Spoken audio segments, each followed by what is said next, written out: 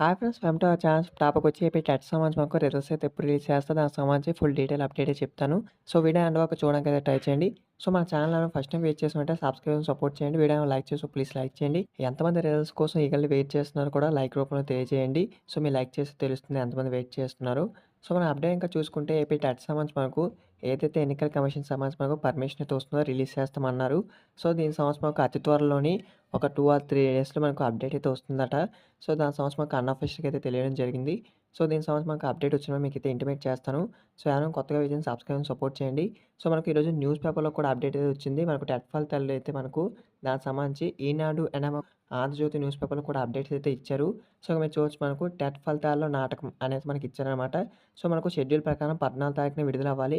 కానీ ఇప్పటివరకు అయితే రిలీజ్ అయితే చేయలేదు. దీనిపై అయితే మనకు అతి త్వరలో అయితే అప్డేట్ ఇచ్చే అవకాశం అయితే ఉంది.